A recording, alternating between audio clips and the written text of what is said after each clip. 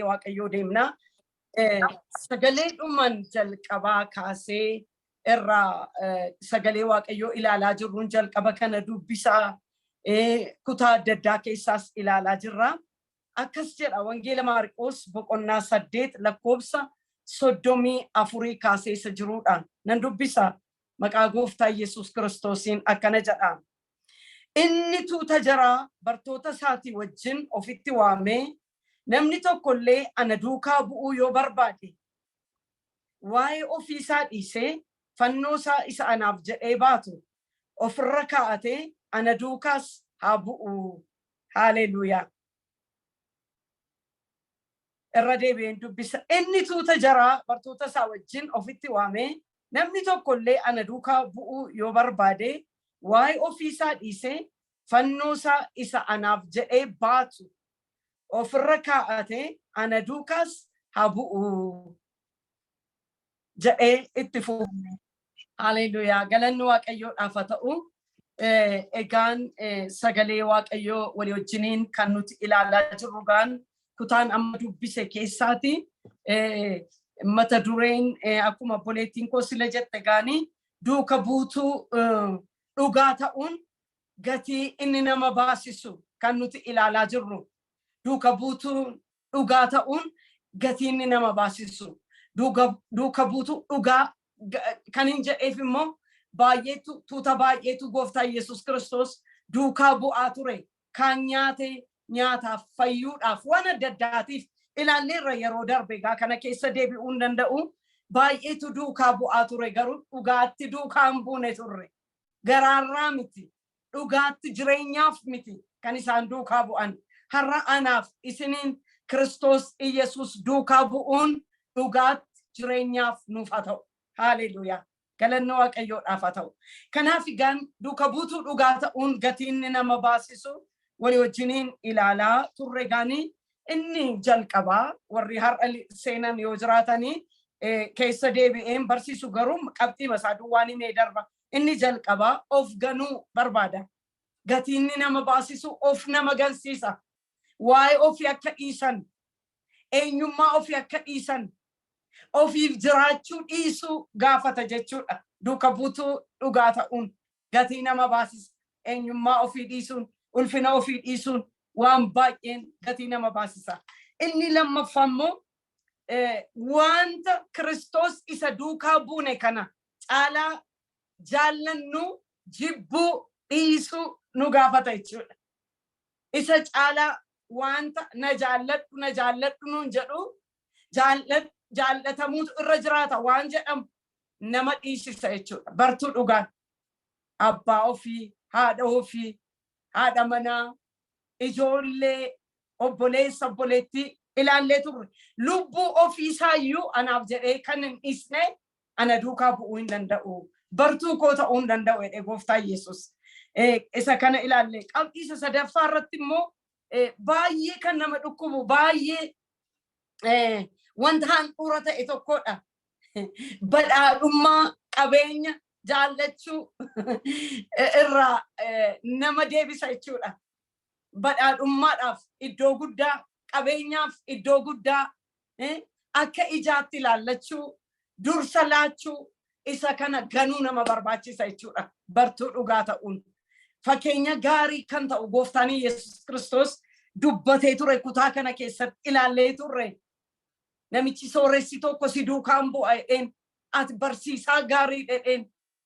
Ennaani dhuguma jette abbaa duwwaadha gaariin akkamitti barsiisaa gaarii naan jette jedheetu hin jaallateetu na duukaa bu'uudhaa fi waan gochuun sirra jiru waan tokko si hafa jedheen dhaqii qabeenya kee hundumaa sooressa ture namichichi gurguriitiin na duukaa bu'iittiin jedheen. Namichichi fuulli isaa hin gurraacheedha sagalee waaqayyoo. Torbanarraa akka gaariitti ilaalleerra. Warri hin turres dhaxxanii karaa fayyinaarraa argachuu dandeessu akkuma obboleettiin koo jette. Kanaaf itti ulfaate gooftaan Yesuus Kiristoos of bukkee qabe. Waaqa lamaaf gooftaa lamaaf bitamuu hin dandeessan, hojjechuu hin dandeessan jedhee horii akka gooftaatti of bukkee qabee yeroo inni dorgomsiisu ilaallachuu. Hammam horiin paaworii akka inni qabu ilaallee turre torbanarraa. Kunis dhiisuu ganuu barbaachisa jechuudha. Ija ofirra kaachuu dhiisuu barbaachisa jechuudha. Har'a immoo kallattiidhumaan qabxii arfaffaatti darbina jechuudha. Qabxiin arfaffaan fannoo ofii baatanii isa duukaa bu'u. Fannoo ofii baatanii isa duukaa bu'u. Yeroo baay'ee fannoo isaa baadhannee jenna. Fannoo ofii baatanii isa duukaa bu'u. Wangeela Maarqos boqonnaa 8:34 irraan arganna. Wangeela Maatiyos boqonnaa 10:38 yoo qabattan natti tola. Akkas jedha lafuma sila dubbise. Inni tuuta jaraa bartoota isaatii wajjin ofitti waame namni tokkollee ana duukaa bu'uu yoo barbaade waa'ee ofii isaa dhiisee fannoosaa jedhama. Fannoosaa. Fannoo kun jedhu fannoosaa. Fannoo mataa ofiisaa isa anaaf jedhee baatu ofirra kaa'ate ana duukaas haa bu'u jedha. Galanni Waaqayyoodhaaf haa ta'u. Yeroo baay'ee fannoosaa baannee fannoosaa jenna al tokko sirriitti dubbisuu dhiisneetu akkas jenna. Anumti mataan koo jechaan ture fannoosaa baannee duukaa bu'u nurra jira. Yeroon itti jedhe yeroo hedduun jira. Garuu asitti fannoosaa baatee ofirratti baatee kan na duukaa hin buune duuka buutuu koo ta'uu hin danda'u. Fannoosaa Kiristoos Iyesuus isa dura utuun hin dubbatin daddafeen dhaqee Maarqos 10 Maatiyos 10:38 irraas nan dubbisa akkana jedha.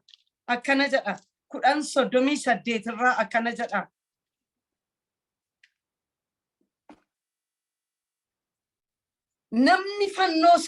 Namni fannoosaa isa anaaf jedhee ol fudhatu baatee ana duukaa hin buune anaaf kan malee miti jedha.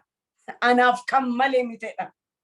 Irra deebi'een dubbisa. Namni fannoosaa isa anaaf jedhee ol fudhatu baatee ana duukaa hin buune anaaf kan malee mitedha. Anaaf kan malee mitedha. Namni fannoosaa isa anaaf jedhee ol fudhatee baatee ana duukaa hin buune anaaf kan malee mitedha. Ana duukaa bu'uu hin danda'u. Ana duukaa bu'uu hin danda'u. Gooftaan keenya Iyesuus Kiristoos gaafa fannifamuutti kenname, dabarsamee du'atti kenname. Yeroo sana warri isa qaban fannoo baachisan. Fannoo ofii isaatii itti fannifamu. Anaaf isiniif jedhee isa ofii isaatii itti fannifamu baate. Yoo laaltanii yeroo baay'ee Campus Crusade for Christ keessa turre gatii ta'eef Jesus filmii yeroo baay'een agarsiisama. Namni baay'een hedduun gooftaa kan itti fudhatudha. Filmii sun gidiraa Yesuus Kiristoos arge filmii isaa hojjetanii in ilaalla. Fannoo kana baatee kufaa ka'aa yeroo inni kufu achitti rukutaa filmii argitanii ta'ee yaada. Isarra waan caalu natti fakkaata duwwaatuun ta'in sagaleen isaas kanuma naa dhugoomsa. Isa filmii irratti hojjetame garas haaleluyyaa gatiin siif obboleettii koo obboleessa koo anaaf jedhee baase isarra darba. Gidiraa guddaa baate Kiristoos Iyesuus fannoo isaa baattate fannootti fannifamu baate. Namni ana duukaa bu'ugaa jira yoo ta'e fannoo isa anaaf jedhee baatee ofii isaatii baatee ana duukaa haa bu'e. Kana kan hin goone anaaf kan malee mite. Anaaf hin malu. Fannoo isaa baatee in ulfaata fannoon baay'ee ulfaataadha. Fannoon hamma du'aatti kan nama geessudha. Du'aaf kan qophaa'e fannoon. Irratti fannifamuudhaaf kan qophaa'e fannoon. Sana kan hin baanne duuka buutuu koo ta'uu hin danda'u jedha. Akkas jedhe gooftaan Iyesuus Kiristoos. Yeroo inni fannicha baatee deemu titufu garafame anaaf isiniif jedhee madaa'ee dhiiga qulqullaa'aa lolaasee anaaf isiniif birmadummaa fide. Galanni Waaqayyoodhaaf haa ta'u. Maqaan isaa bara baraan akka kabajamu. Egaan fayyina arganne kana Kiristoos Iyesuus gatii nuu baase kana isa jireenya nuuf ta'e kana du'uu keenya baatee nuuf jireenya laate kana akkamitti duukaa bu'uun nurra jiraata yoo jettan, duuka buutuu dhugaa akkamitti taana yoo jettan, fannoo keenya baannee isa duukaa bu'uun fannoonni nama baachisu baannee isa duukaa bu'uudha. Namni kanan goone anaaf ta'uudhaaf hin malu. Ana duukaa bu'uu hin danda'u. Duuka buutuu dhugaa ta'uu hin danda'u. Waaqayyoon waa gargaaru obboloota koo anaaf isiniin. Wangeela Yohaannis boqonnaa 9 lakkoofsa 17 dubbiseetan dafee gara sattaanutti darbina. Jechuun qabxiima kana jalatti isa ilaallutti darbina. Wangeela Yohaannis boqonnaa 19 nan dubbisa. Lakkoofsa 17 irraa akkana jedha. Yesuus fannoosaa ofii baatee jedha. Yesuus fannoosaa ofii baateedha. Nama miti kan baateef ofiisaa baatee jedha. Gara iddoo lafa mataa yookiis afaan Ibraayisxiitti Golgootaa jedhamutti ba'ee jedha. Gara Golgootaa afaan Ibraayisxiitiin Golgootaatti fannoosaa baatee ba'ee jedha. Ol ba'e. Anaaf isiniif jedhee akka nuyi isa duukaa buunuuf, akka nuyi fayyinuuf, erga fayyine immoo isa amanne erga fayyine immoo akka nuyi isa duukaa buunuuf, akkuma inni fannoo baate, fannoosaa baate, anaaf isin immoo fannoo keenya, fannoo Kiristoosiif jennee baannee isa duukaa bu'uutu nuuf mala jechuudha. Galanni Waaqayyoodhaaf haa ta'u. Iddoo kanatti sirriitti lafa kaa'e egaa fannoosaa, Yesuus fannoosaa ofii baateedha. Ofii baatee. Galanni Waaqayyoodhaaf haa ta'u. Hin garafame, itti qoosame, itti tufame, sana hundumaa baate. Fannoo sana wajjin baate, gidiraa sana hundumaa baate. Anaaf isiniif jedhee. Wangeela Maatiyos boqonnaa 16:24 amma 26 akkana jedha nan dubbisa. Wangeela Maatiyos boqonnaa 16 24 amma 26 akkas jedha. Ergasii Yesuus bartoota isaatiin namni tokkollee ana duukaa bu'uu yoo barbaade waa'ee ofiisaa dhiisee fannoosaa isa anaaf jedhee baatu ofirra kaa'atee ana duukaas haa bu'u. Namni jireenya isaa oolfachuu yoo barbaade jireenyi isaa duraa in fudhatama. Namni anaaf jedhee jireenya isaa kennu immoo isa hin argata. Namni biyya lafaa guutummaatti yoo buufate lubbuu isaa yoo dhabe bu'aan isaa maaliree? Yookiis namni gatii lubbuu isaa maal kennuu danda'a ree? Ilmi namaa ulfina abbaa isaatiin ergamoota isaa wajjin jedhee itti fufa. 27 dabale dhiifamu. Amma 26 Kiristoos Yesuus ammas akkas jedhe. Namni anaaf jedhee fannoosaa ofirratti hin baanne anaaf ta'uu hin danda'u jedhe. Gajallaatti gaa namni biyya lafaa hundumaa guutummaatti buufate lubbuu isaa yoo dhabe maal gatii qabaaf jedha.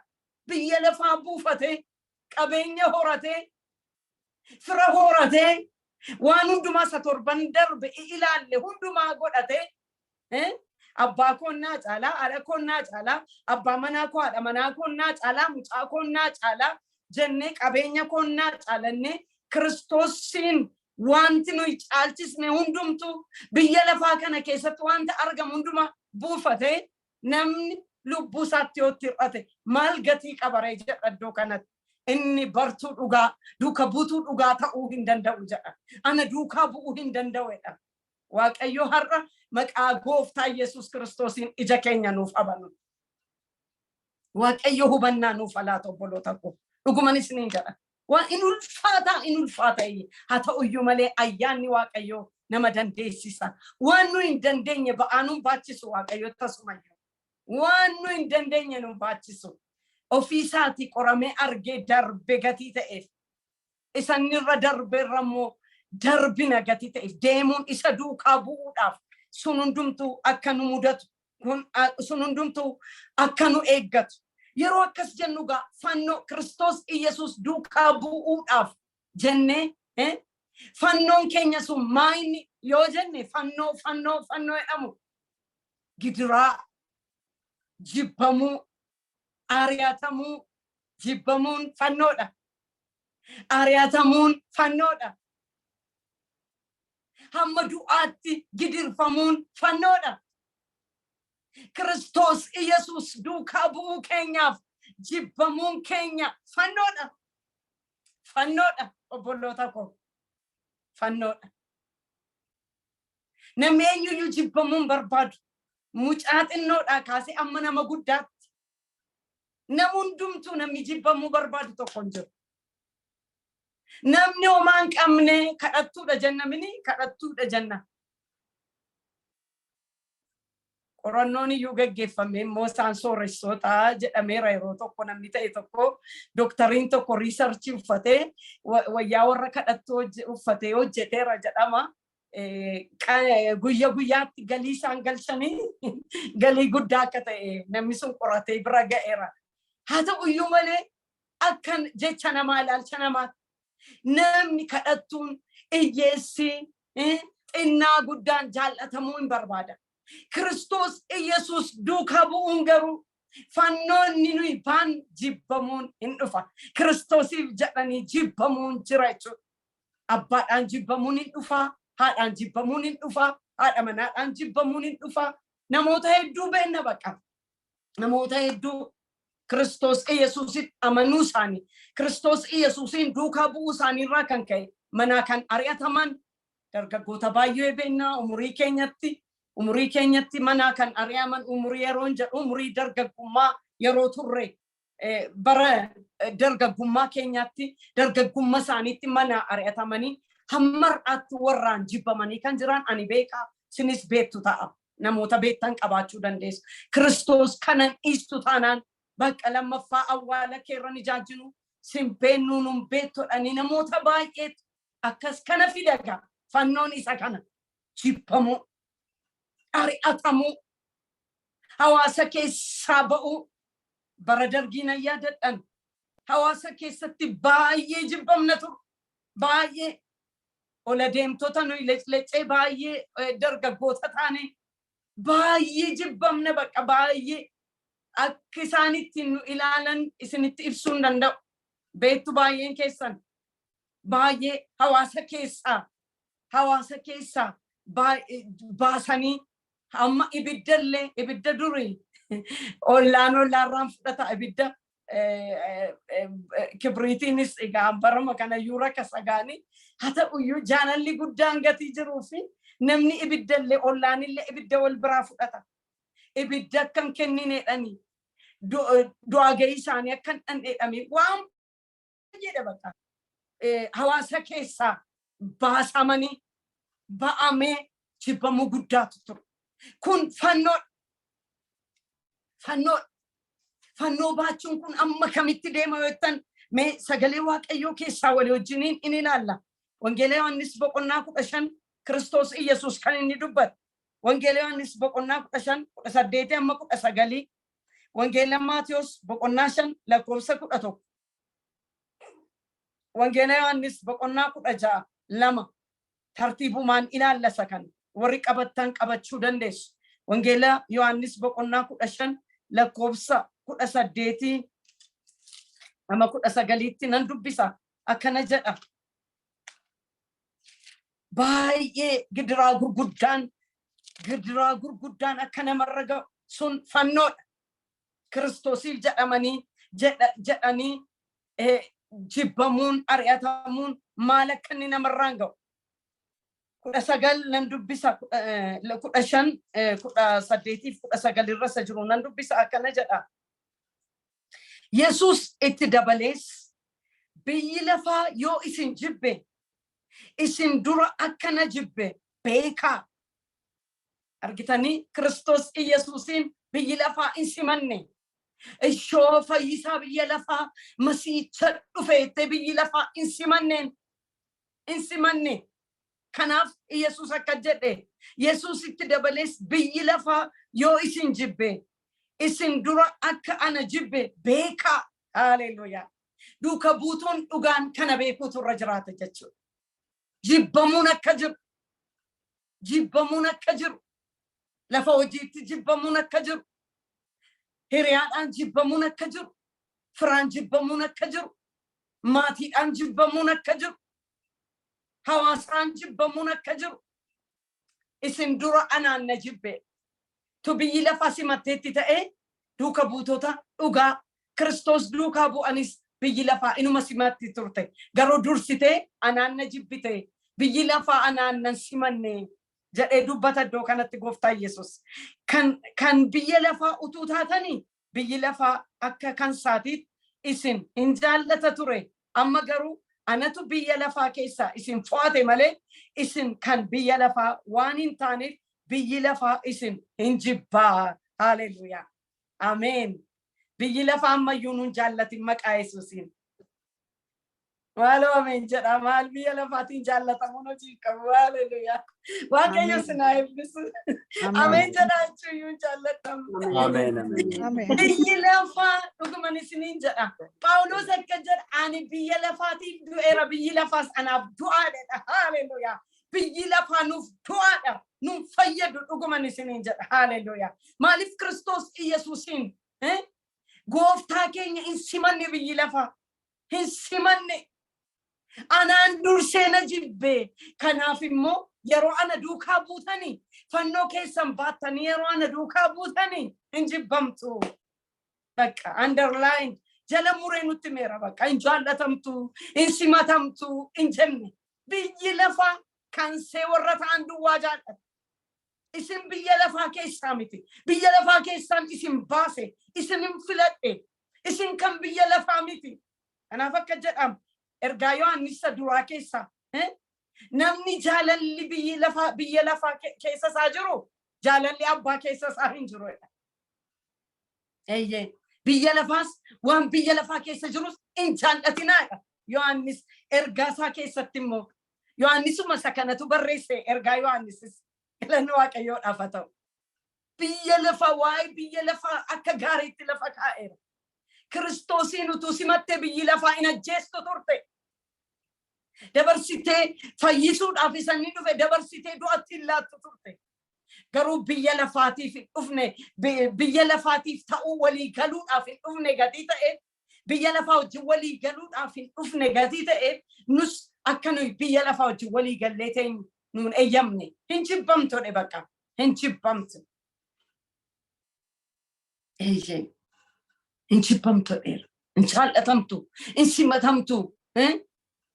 Ililii qabattee isin ishoonaa dhufteette isin simatti hin jenne. In jibbamtu jedhe galanni Waaqayyoodhaaf haa ta'u. Sababiin isaa immoo anaanitu dursitee biyyi lafaa jibbite. Anaanitu nan simanne. Kanaaf isinis hin simatamtanii. Biyyi lafaa tasumayyuu. Phaawulos baay'ee namatti tola ergaansa. Anis biyya lafaatiif du'eera. Biyyi lafaas anaaf jedha. Haleluuyaa. Maqaa gooftaa Yesuus Kiristoosiin biyyi lafaa nu keessaa homaa hin qabu. Nu keessaa homaa hin qabu. Nuyi kan Kiristoos. Nuyi duuka buutuu Kiristoos. Haleluuyaa. Isaan kan waamamne. Isaan kan filatamne. Biyya lafaa keessaa warra baane. Ekleeshiyaa. Haleluuyaa. Waldaan Kiristiyaana Ekleeshiyaa. Filatamtee kan baateedha. Galanni Waaqayyoodhaaf haa ta'u. Duuka buutuun dhugaa akkas. Biyyi lafaa tasumayyuu nun jaallatu. Tasumayyuu nun simatu. Ituu arrabsanii dinqisiifatudha. Iyyatasaadabuu yiddannaqaalluudha. Tuma arrabsanii isaan, tuma nu jibbanii immoo deebi'anii maanni jaalalli isaanii, abee jireenya isaanii, qajeelummaa isaanii, sana isaanii. Haleluuyaa. Galanni Waaqayyoodhaaf haa ta'u. Kiristoosiin immoo nu keessatti arganii immoo deebi'aniitu dinqisiifatu. Garuu nu simatan. biyyi lafaa nu simattu tasumayyu nus biyya lafaa isimannu maqaa gooftaa Yesuusiin waliin gallu tasumayyu maqaan isaa bara baraan kabajamu Kiristoostu akka gaariitti lafa kaa'e kutaa kana keessatti gaani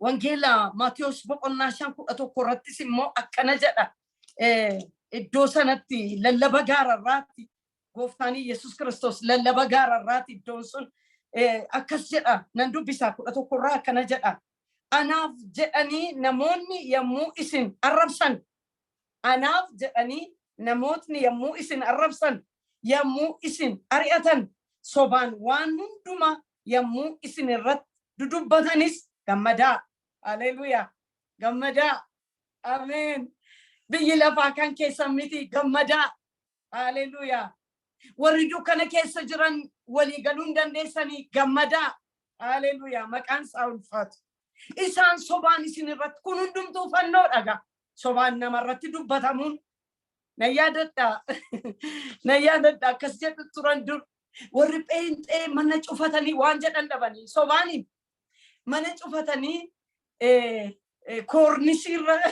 koornisiirra yaabanii saantima gadi facaasu birrii gadar caasu jedhama ture bakka sobaan kun injiru takka kana godhu sana godhani baay'ee nama dhibam namoota baay'ee takkas jedha namooti foon dadhaboo dhagatii ta'anii fi ituma wajjin immoo kadhatanii maal jedhanii akka obbolaatti jiraatanii dogoggorri uumamee namooti kufan jiru isa kanallee haa ta'uuti isa saantimaa sana eessumaaf fidanii innumti sunu sobaa nu gidduudhaa bakka akka Maariyaam deessatti akkasittiin hafuuraan dhalataa jedhanii waan sobaa meeqa jira bakka haasa'anii saantimicha eessaa fidanii ta'uyyuu malee jedhamee haasa'ama ture gaadu kanaaf sobaan dhugaa isin irratti ba'u hin jibbamtu maqaa kootiif jettanii anaaf jettanii hin jibbamtu hin ari'atamtu anaaf jedhanii namoonni yommuu arrabsan hin arrabsoon jiru yommuu isin ari'atan sobaan waan hundumaa yommuu isin irratti dudubbatanis gammadaa galanni waaqayyoodhaaf haa ta'u hangafa hunduma keenyaatu jira waldaama keessatti guddanne ari'atamni dhufee waldaan Beetel incufame waldaan Beetel Dambidolloo incufame mana hodhaa godhanii yeroo sana na yaadadha kutaa 7 or 6 baradhan ture incufame maal jedhame kanaan kan ka'e egaa warri jabaatanii manumatti jabaachuu jalqaban armeen koo baay'ee nama wangeelaati waaqayyoo gaditti as taa'ee dhaabbadhee wangeela lallabuun koo waaqayyoo irraa kan ka'eedha waaqayyoo gaditti harmee koo baay'ee jabdu kutattuu nama wangeela kana akkasitti qaaliseetti nyaattee kan fitte jireenya dhugaa immoo nama wangeela dhugaa jiraattee darbite atuu akka harmee keessanii taatanii nuun jedhu namooti baay'een tu akka harmee keessanii taatanii namni isaanitti ba'e otuu jiraate jedhu baay'ee nama addaatu waa'ee namaa naasa'anii waan tokko naasa'anii bakka akka kan manatti nu qabanii kadhanna turre gaafachi waldaanii birmadummaan dhufee ba'u hafuura qulqulluudhaanii bakka guutamuu barbaanne dargaggoota gatii taane yeroo sana immoo xinnoosee akkammaa miti hafuurri qulqulluun dura hojjetee darbee amman hojjetuun ni jedhamu doktiriiniin adda addaa jira waldaa keessa isa barbaacha baane gaafa baanu manaan irratti abiddi boba'e bakka hafuura qulqulluudhaan guutamuu barbaannee waldaa muloogeeliin nanne achi ijoollee see fuudhee dursee gaafa lafa kadhataan qabbane ijoollee koo maraatu gochuudhaaf ijoollee koo hafuura hamaatti gashuudhaaf fuutee dhuftee balaa nutti buusti bakka hangaafa see manni keenya walumatti dhiyoodha manni harmee koof manni see walitti dhiyoodha gaafa see Mama jecha gad dhuftan fiigee dhaqee durin jilbeenfadhe kutaa tokko lixee dhaqee jilbeenfadhe dhuftee mammaa faatti fokkorte akkamittiin qabbaneen ijoollee koo fuutee deemti ijoollee koo hafuuran taanee guutuudhaaf akkamitti fuutee deemti isaan immoo baay'ee wangeela beeku gati ta'e mee calluma jedhi adaraa maartaa koo calluma jedhi mee lafa badu miti wangeelaa rakkoon qabu mana ejjaanan mana caatiin mana xuraa'ummaa garaagaraan isi manuma waaqayyooti jedhanii isaan immoo tasgabbees angola koo taa'eetan kadhannaa kootoba baay'ina jibbiti baqa ijoollee seerraa na eeddi turte baqa ijoollee see akkan qabadhee waldaa achi lafa kadhataa dhaqu hin eeyyamtu turte akkuma kana ollaadhaas ijoolleen dargaggootii wal qabanneen kadhanna turre ollaadhaas abbaan isaanii irratti ka'anii maal jedhanii dhufu gaarmee koo bira gaafa isaan dhufan immoo achi qabbane wangeela nu dubbisi nu karadhu naan jedhu mammaa afaan isa booddee wangeela dubbisee gaafantini warri ollaa dhufe suni warri ijoolleen isaanii nu duukaa kadhatanii gaafa isaan mormanii isaanillee amma gooftaa bira iyyuu jiru yeroo sana baay'ee mormu turanii achi isaame hin morminaa jedhanii isa hojii ergamootarraa caqasanii fi jarri kun waaqayyo biraa yoo ta'anii hin badanii isaa isani jedhe sana kaasanii itti ban achi lallabee ka'eetan immoo gaafa lallabu immoo dhaggeeffatanii maal kun immoo sirriidhuma wangeeluma immoo lallabdi yoo jedhanii wangeeluma immoo sirriitti lallabdi isaa kanaaf hin dubbatanii Eko sini monu kadhadhaan tumti kadhadhu naan jedhan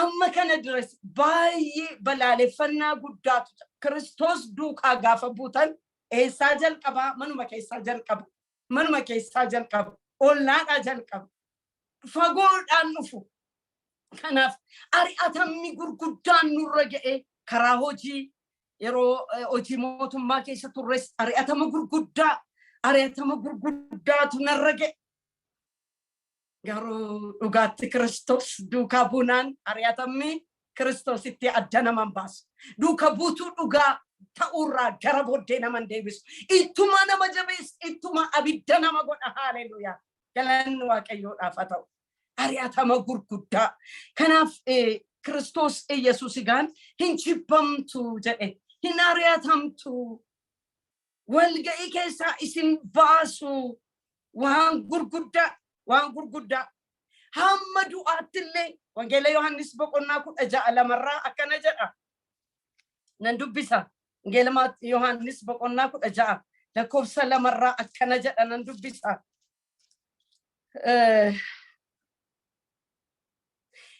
Yesuus tokkuma kaasee yoon dubbise Yesuus itti fufee an kana hundumaa karaarraa akka isin hin gufanneef isinitti himee bartooti akka hin gufanneef waan isaan irra ga'uuf jiru yeroonni isaanitti mu argina jechuudha iddoo kan lamarratti akka jedha manneen sagadaa isaanii keessaa isin hin baasu caalaa dhumattiyyuu yeroon itti isin ajjeesan hin dhufaa hamma du'aatti jechuudha duuka buutuu dhugaa ta'uun hamma du'aatti aarsaanni nama kaffalchiisu fannoonni nama baachisu hinadhaa baay'ee jibbamuu arrabsamuu ari'atamuu mana sagadaa keessaa isin baasu kana duwwaa miteedhe gooftaan Yesuus caalaa dhumattiyyuu moo'edha yeroon itti isin ajjeesan hin dhufaa yeroo isaan itti isin ajjeesan hamma du'aatti duuka buutuu dhugaa ta'uun fannoo ofii baachuun hamma du'aatti jechuudha hamma du'aatti aarsaa nama baasisa du'a kan caaleen jiru obboloota kun waaqayyoon waa gargaaru hamma du'aatti Kiristoos Yesuusiin hamma du'aatti Filiphisiiyuus 1:29 irraa immoo maal jedhaa nan dubbisa akkana jedha Filiphisiiyuus boqonnaa 1 lakkoofsa 29 irraa maal jedhaa Kiristoositti amanuu keessan duwwaa utuu hin ta'in Kiristoositti amanuu keessan duwwaa utuun ta'in isaaf dhiphachuu danda'uunis immoo isiniif kennameera. Isa duukaa duwwaa bu'uudhaaf miti waamichi keenya. Isa duukaa buunee jireenya argachuudhaaf miti duwwaa miti waamichi keenya. Dhiphinas fudhachuudhaaf, gidiraa fudhachuudhaaf, ari'atama fudhachuudhaaf, fannoo baachuudhaaf.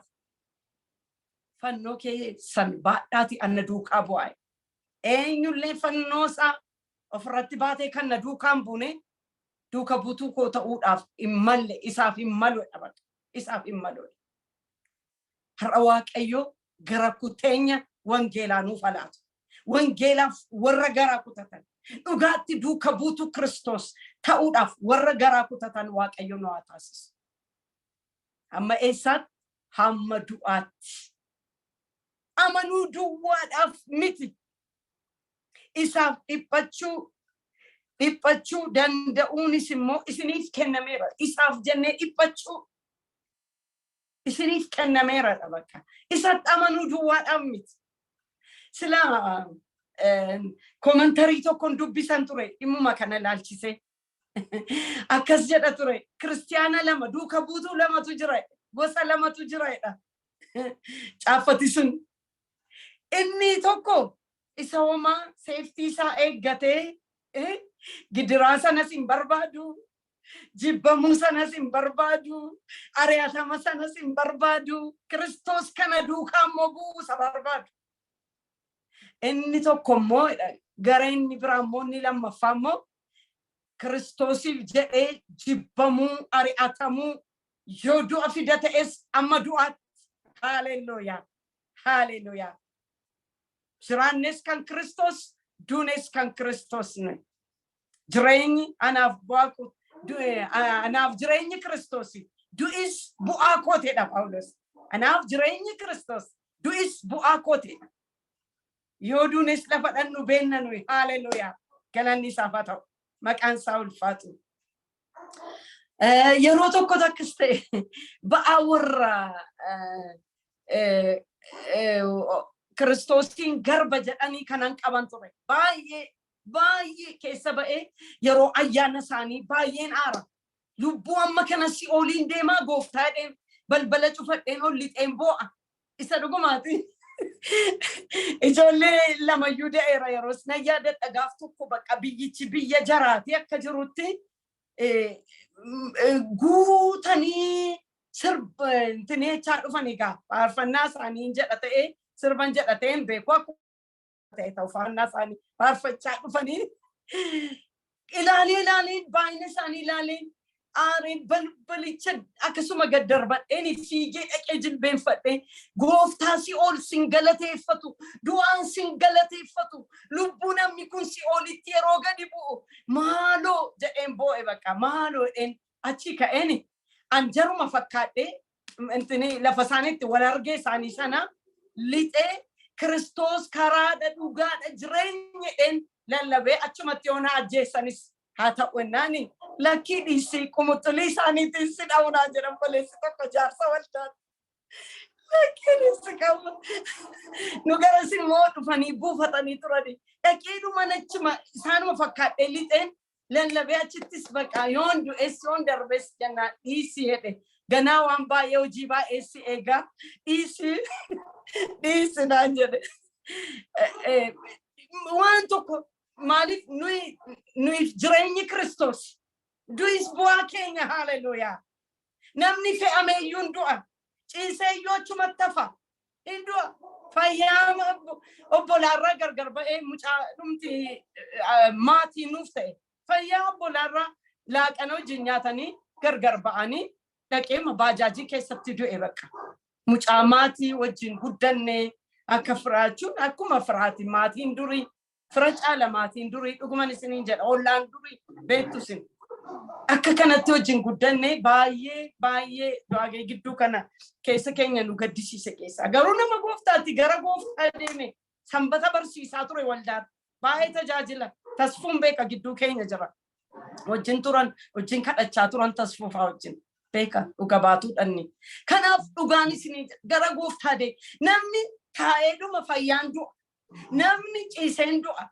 Kiristoos duukaa erga buune duuka buutuu dhugaa ta'uudhaafi hamma aarsaa du'aa hamma lubbuutti haleluuyaa gatii nu baasuu danda'u nurra jiraata. Waaqayyo ayyaana isaa galgala kan dachaa godhee nutti haguutu. Haleluuyaa. Eeyyee baay'een gidiraadhaaf jedhanii kan booddee deebi'an gooftaan Yesuus Kiristoos yeroo barsiise kan isin dhibu wangeela Luqaas boqonnaa 8 lakkoofsa 13 irratti waa'ee sanyii faca'ee san inni kaan dhagaarra bu'e, inni kaan qoraattii keessa bu'e, inni kaan immoo borqii lafa borqii keessa bu'e, inni kaan immoo lafa gaariirra bu'eedha.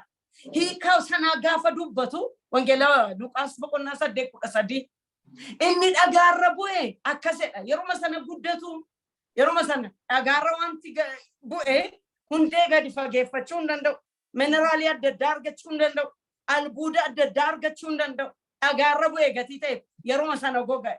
Inni kun gaafa hiika isaa hiiku gidiraadhaaf yeroo sanaa fi sagalicha dhagaanii gammadanii kan fudhatan garuu immoo gidiraan gaafa dhufu immoo warra gananiidha.